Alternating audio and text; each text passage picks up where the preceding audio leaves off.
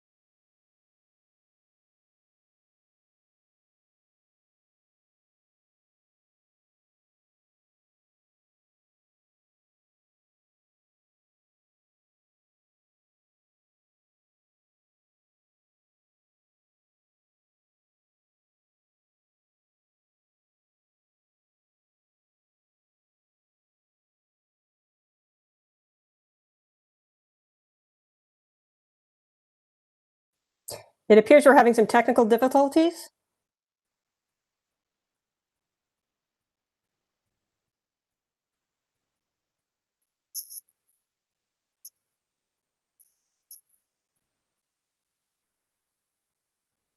So perhaps we should move on to the next portion of the meeting.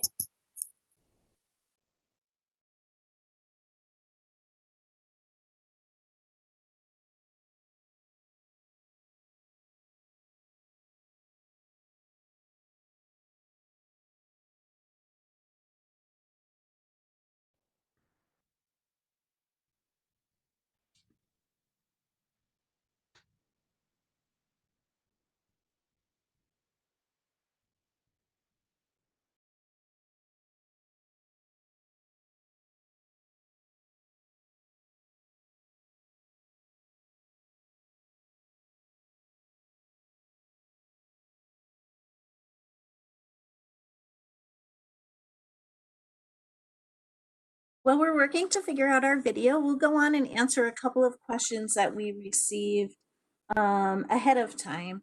Remember, you can submit questions to the live chat, and we'll try to get to those throughout the afternoon.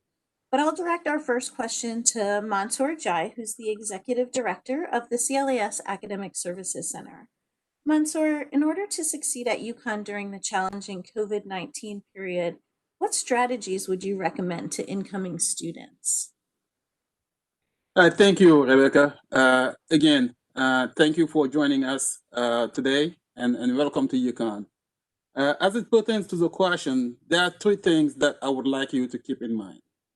The first thing is to make sure that you establish regular communication with each one of your faculty members. Faculty members are your best resources when you are struggling in the course or if you have questions. Some courses also have TAs. These TAs also are very good resources for you when it comes to content-related questions in each one of your courses. The second piece, make sure you get to know your advisor and consult with them for any questions and concerns. As you know, the current situation is continuing to evolve and changes. There may be changes throughout the semester. And your academic advisor is the best person to answer those questions. And the last piece is for you to be familiar with the university academic calendar. That's where we document when you need to add courses, when you need to drop courses, when you will have a W on your transcript, when you need to meet with your advisor, when you need to register for classes. So it is very important for you to have a good understanding of what the academic semester calendar is at UConn. If these three different strategies would help you succeed your first semester at UConn. Thank you. Thank you, Mansour. We'll move on. I'll direct our next question to Lynn Tribble, who's the Associate Dean for Undergraduate Affairs. What are some of the different ways classes will be taught and delivered this semester? Thank you, Becky. Well, this semester, as you know, is unlike any other, and you will certainly have classes in more than one mode of delivery this year. So some classes will be fully online or asynchronous. These classes will never meet in person, and you are not expected to be available at a particular time. All your course materials will be available via Husky CT. Other classes may be offered as distance learning, marked DL.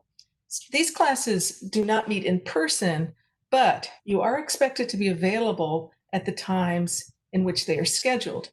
So you'll participate synchronously, that is all at the same time, online using WebEx, Blackboard Collaborate, which is available through Husky CT, or Microsoft Teams. Your course materials will also be on Husky CT. Other classes may be hybrid blended, so these classes will have both some in-person and some online these classes will not meet in person for every scheduled meeting, but there will be some in-person instruction. So that's a hybrid blended. Some classes will be split. There will be in person, but you will split up the in-person attendance. So sometimes you'll be attending in person, but not for each session. And finally, there are just in-person classes, which is just what it sounds like. These classes meet in person during your regularly scheduled class times. Thank you. Next, I'll direct a question to Andy Moiseff, who's the Associate Dean for the Life and Physical Sciences. Andy, how do undergraduates typically get involved in research? And will students be able to get involved during this school year? Thanks, Becky. First, I really like to emphasize to all the students that they recognize that research is not just working in a science laboratory. We have 25 majors in the College of Liberal Arts and Sciences, and the UConn faculty are research active in all of these majors. So don't think you need to be a scientist to be doing independent or under faculty work, scholarship, or research. When you're doing that sort of work, you need to realize that each faculty member has their own process for selecting undergraduate students that they will involve in their research or scholarly work. First step for you to do is to make contact with faculty whose research interests you. Now, you may not know which faculty to go to right away, so there is some help. You can get some experienced people to help you find a research laboratory. You can speak to your advisor. You can talk to your course instructors, and that includes your teaching assistants. They themselves are doing research in all of the departments. And finally, there's the Office of Undergraduate Research, which is ugradresearch.uconn.edu. And they also facilitate finding research and scholarly work with faculty members. You also have to realize that under COVID, some things have changed. Some research activities can be done remotely, but some will require working on campus in a laboratory. Yet realize that under the COVID-19 safety protocols, there are limited spaces in laboratories. There are a lot of rules as to who can be in and how many students can be in at any one time. So I'd like you to realize that if you do speak to a faculty member and they say they currently don't have room, it's probably not a brush off, it's probably true. There may not be room because of the COVID protocols, and there may not be room because their lab may just be packed right now with their capacity for undergrads. I'll also mention that although some faculty require specific experience or academic background before they'll let you work in their lab, realize that many don't. Many understand or are working with students who don't have background, and they will train you. So if you're interested, find a faculty member to contact. Don't make any assumptions early on that you don't think you're qualified. Speak to the faculty member. And I think that's the most important thing. Realize that to do research with a faculty member, you need to make the first step, but don't be afraid to contact us again, people like your advisor, your instructors, and the Office of Undergraduate Research for guidance on how to do it. Thanks, Becky. Thank you.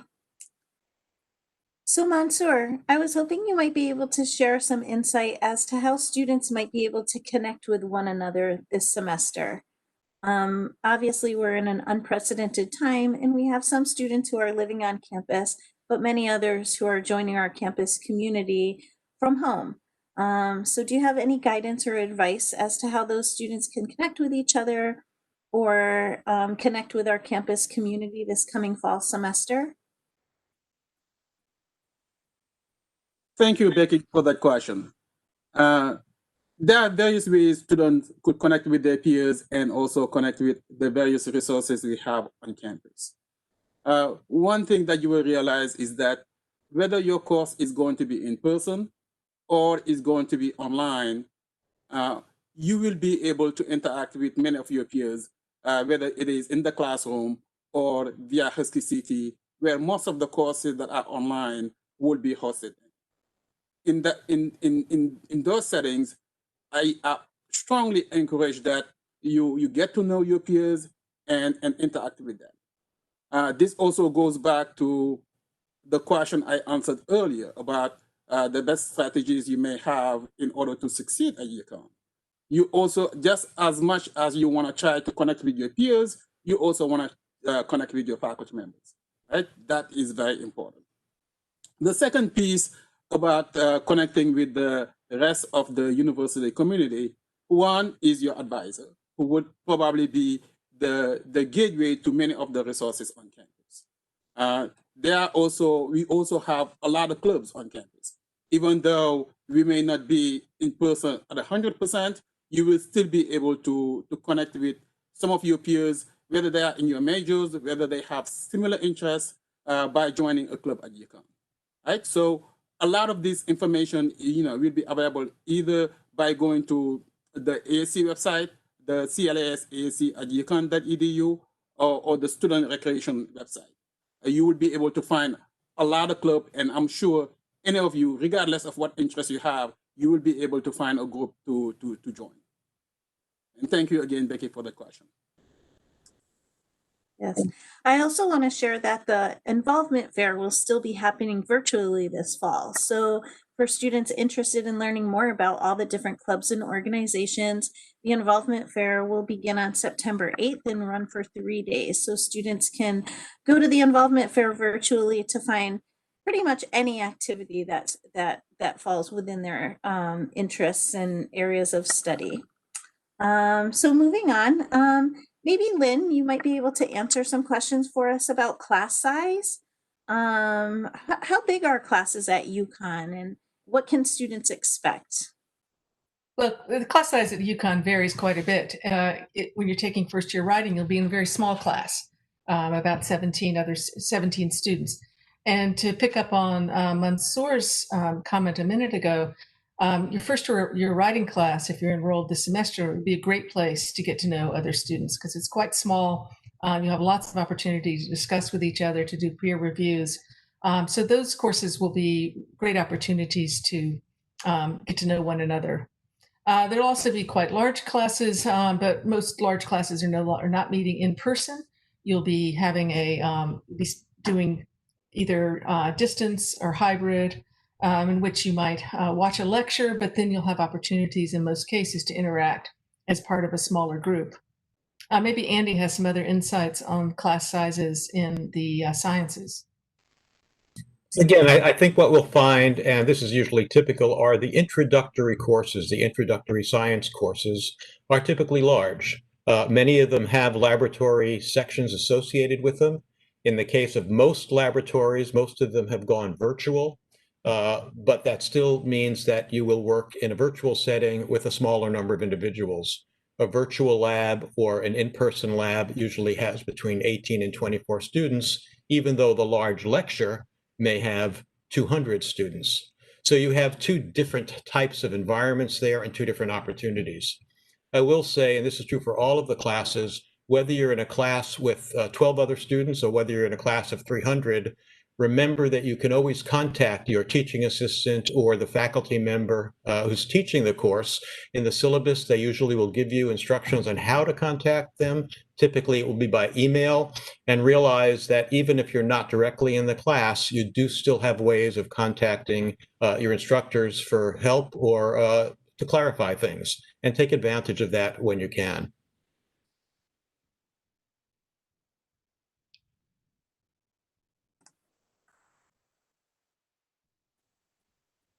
All right, so we're going to go ahead and try to play our video again.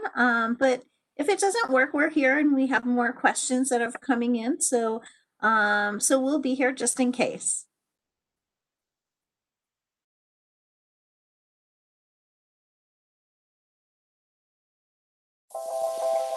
Welcome to the College of Liberal Arts and Sciences. We're excited for you to join our community during this historic moment. This school year will be far from usual. It will come with new challenges, like adapting to online learning and following COVID-19 safety protocols. But while we might be physically distant, know that you are not alone. You're joining a community that wants you to succeed and that offers resources to help you transition to your new role of college student. Together, we'll make the most of this unprecedented experience. So at the start of my online learning experience, I was a little bit nervous. I didn't really know what to expect.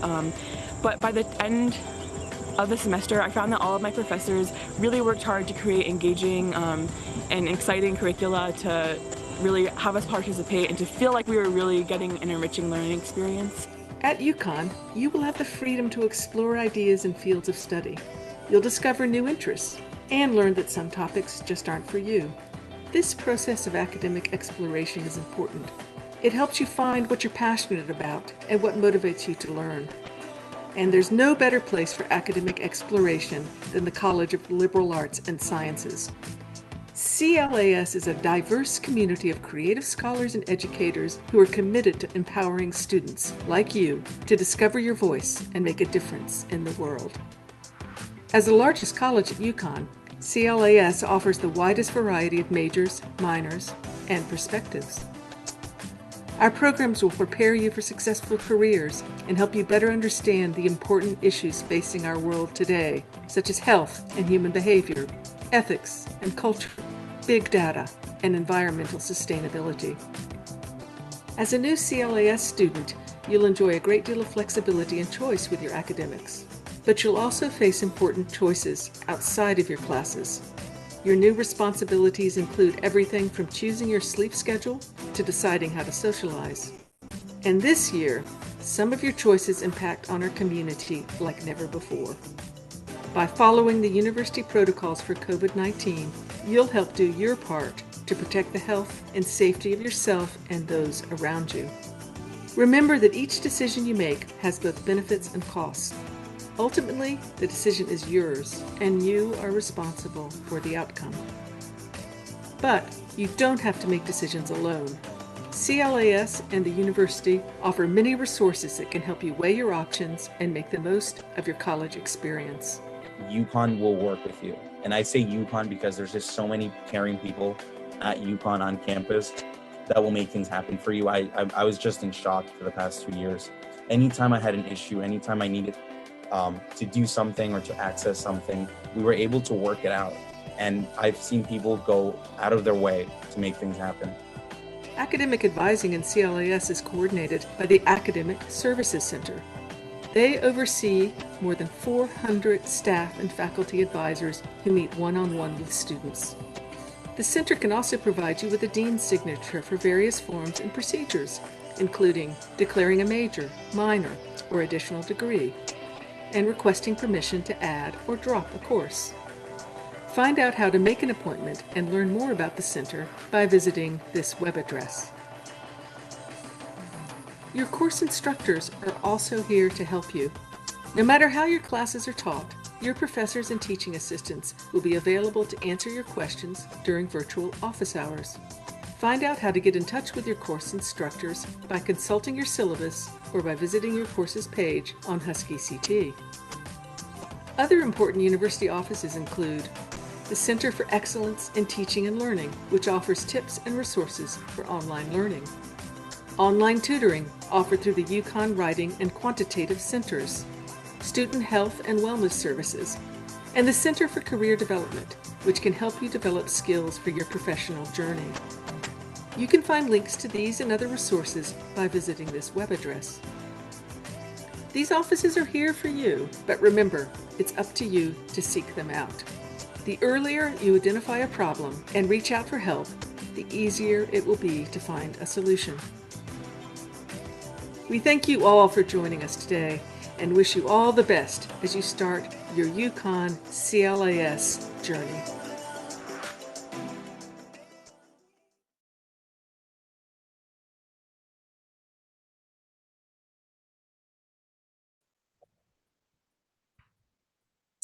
I hope that video introduced you more to our college and what the university has to offer for all of our students. I did want to go back to Andy and ask a question about pre-med. So you were talking about science and the science courses and size of them earlier before the video. I was wondering if you could share any information about how competitive the pre-med track is. We have a lot of students who enter the university studying in the biological sciences, interested in pre-med. So is there any guidance or advice you would give to those students? With respect to pre-med, the first thing I'd let everybody know is you do not have to be a biology major to be a pre-medical student. Realize that you can be anything. You can be an English major, sociology major. It doesn't matter what your major is. And in fact, that in some ways makes you a little bit different from the standard biological sciences major as a pre-medical student. At the University of Connecticut, the pre-medical advisors are advisors. It's not a degree. It's not a specific track per se. What it is pre-medical advising that facilitates any student in any major to get the qualifications they need to be competitive as a medical school candidate. There's only a few courses that they need to take. I forget what they are exactly, but they are in the sciences. I think it's chemistry, genetics, a couple of others. But those courses you would figure out when and which ones to take by consulting your academic advisor and the pre-med advisor. The other thing with the pre-med advisors is the pre-med advisors will help in terms of helping you figure out what sort of references you need. So there's a lot to do, and it's never too early to register with pre-medical or pre-dent advising. I believe the website is premed.uconn.edu. And with respect to competitiveness, speak to the pre-medical office in terms of how competitive you need to be. They do have information about what the typical admission percentage would be for individuals with specific GPAs, with specific grades on MCAT and other types of scores. They're the experts. So I would recommend, and again, whatever your major is, if you're interested in pre-med, contact premed.uconn.edu and talk to the pre-medical advisors to see what you need to do so that you are competitive when you're ready to, as a senior, for your admissions sequence. Thank you. The next question is for Mansour. Mansour, we had some questions come in. Students are interested to find out, how do they make appointments with either the Academic Services Center or with their advisor? And how do they find out who their advisor is if they're unsure? Thank you, Bacher, again for the question. This is probably not something that you know as incoming students to UConn, but for your general information, every single student at UConn, every student who's admitted to UConn has an advisor. So there's an advisor that is assigned to you. And when you came during summer orientation, we give you a little training about the student administration system. And when you log into your student administration system, to the right-hand side of your screen, you will find your, when you go to your student center, you will find the name of your advisor and their email. If you have difficulty finding that information, again, you could contact CLAS advising, and we will be able to connect you with your advisor. Right? So that's something that is very important. So we always want to make sure that the student work very closely with their advisor, because they are the ones who are very knowledgeable about the major, and they are also very knowledgeable about faculty members. And they could actually have some of this discussion with you in terms of what your interests are, and maybe even to a certain extent, match your learning style with how some of our faculty members teach their courses. So it is very important for you to get connected with them. And Becky, can you remind me the second part of the question again? How do I know how to connect to my advisor in this virtual environment that we're in? Exactly. So given the current situation with COVID, you have different mechanisms to connect with your advisor. You could do so by calling the AAC number, which is 860-486-2822. All of you have access to nexus.uconn.edu. You could go to Nexus and schedule an appointment with your advisor. You could also use just your email and email your advisor and request to have an appointment with your advisor, right? And then the CLAS Advising Center has a chat that you could also use and ask any questions that you may have. Right? So those are the different ways in which you could connect with your advisor. Thank you, Mansour. And would my advisor be the best person to connect with if I'm having difficulty in the online learning environment that we're in? Obviously, learning is a little bit different, but if I have technical challenges or am struggling to connect with my faculty person, should my advisor be the person I go to? Maybe Mansour, could you follow up? Yes, definitely. Your advisor is always a good liaison to different offices, on campus, whether they are something that is IT related or even financial aid. They may not be an expert in that area, but at least they could direct you in who you need to talk to. I think as it becomes specific to the classroom, I think your best person is trying to find a way to connect with the faculty member, right? Because if you are having some technical difficulties in the online environment, it may be related to the site, and they may be able to help you troubleshoot what the issue is. And if the issue is not on the Husky City side or on the faculty side, then we may refer you to IT to make sure that you have the proper IT setup on your end to make sure that you can access these resources. But I would say it is always a safe bet to always run question concern by your advisor, because they will know exactly how to direct you. But again, if it is class related, also make sure you always involve your faculty member, because they would be able to provide you more specific directions. Thank you, Mansour.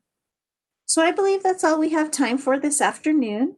If you have a question that we didn't answer here, please feel free to email the CLAS Academic Services Center at clasasc@uconn.edu or submit a question to the live chat on our website.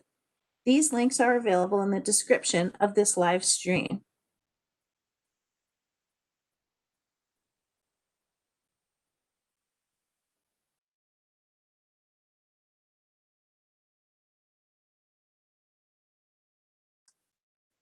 Wishing everyone the best of luck this fall. Please reach out if you need anything.